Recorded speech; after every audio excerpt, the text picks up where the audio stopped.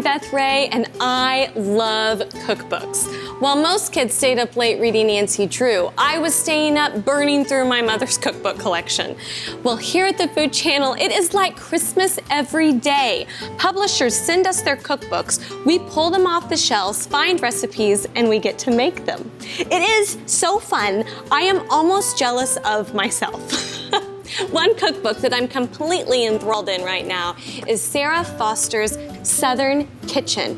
It is comfort food, it is rustic, down-home goodness. One recipe that I had to try of hers was her autumnal chicken pot pie, and this is how it went.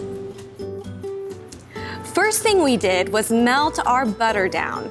When it was hot, we added our minced shallots. Now, shallots are the love child from the onion and the garlic, and they are delicious. After they cooked down, we added our mushrooms, which is one of my favorite ingredients, and I use every single one. Boop, boop, boop. The mushrooms cooked down pretty fast, and the recipe says you can add more butter if you think it needs it. Every recipe needs more butter, in my opinion, so we added a little more. I turned the heat down a little bit, and then I sprinkled my flour in to make a roux. And basically, that's the thickening agent for the pot pie. I cooked it for just a couple minutes just to get that floury taste out. The chicken broth went in next. Now, the chicken broth gives that simmering all day, yummy on your stove flavor. Once it started to thicken up, we were ready to add our spices and chicken. I used a pre-cooked rotisserie chicken, which saved me a lot of time, and I love the flavor. Okay, we're going to add some sage, some pepper, and then some salt.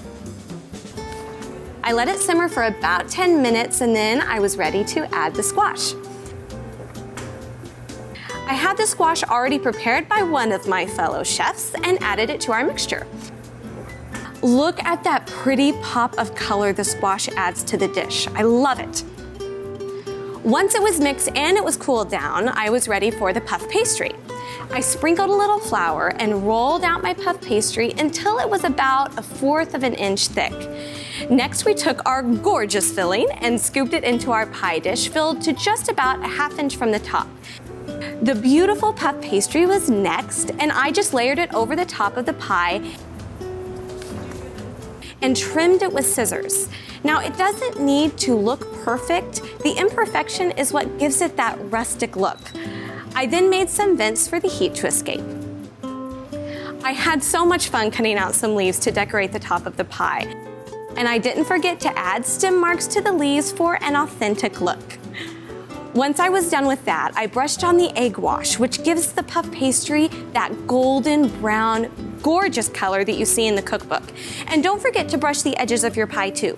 Then it was off to bake for about 45 to 50 minutes in a preheated oven at 375 degrees, or until it got that nice and golden brown color.